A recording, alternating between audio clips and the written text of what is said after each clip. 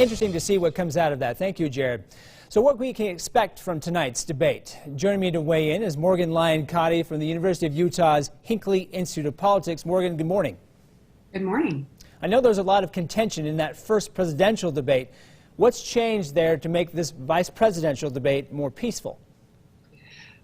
Well, there's a lot of things that will make this more peaceful. Of course, President Trump's COVID-19 diagnosis, the Biden campaign pulled a lot of their negative reporting or their negative campaigning in their ads. And I think there is that focus. But also the personalities of these two candidates are so different. Mike Pence is such a steady presence. He doesn't get riled up by another person or by a moderator.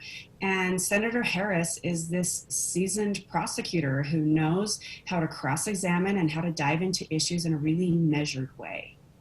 So just basically based off of the personalities from these candidates, you aren't expecting the same kind of fireworks as we saw in that first debate?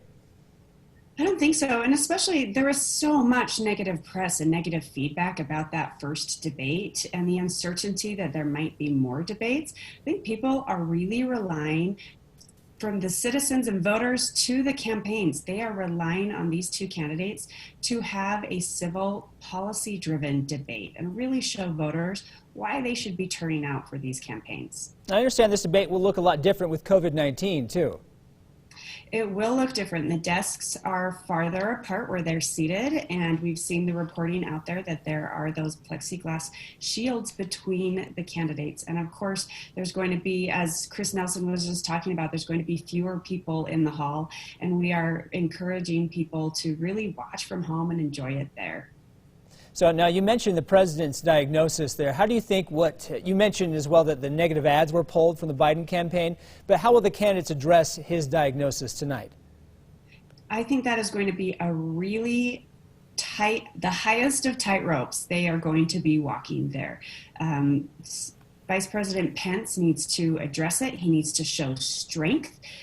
He needs to toe that line of being in charge of the COVID-19 task force, but also in line with what the Trump messaging has been around COVID.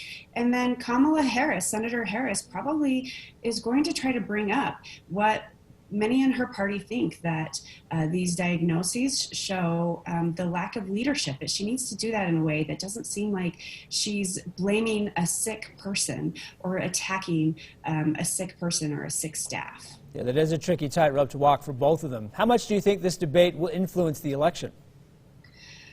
It's always tricky to try to figure out how much debates influence any election. We can really see that they move polls, but their lasting impact is questionable. But the stakes here are so high, not only because we have two older presidential candidates, we have one that has been diagnosed with COVID-19, and people are really looking to these. Also because vice presidents are often picked because they fill some gap, whether that's a part of the party, whether that's a demographic one. And here we really see that with Vice President Pence and Senator Harris. And so they're going to try to be speaking to those groups and also trying to activate maybe those undecided voters or those people who are even deciding whether they want to turn out to vote at all.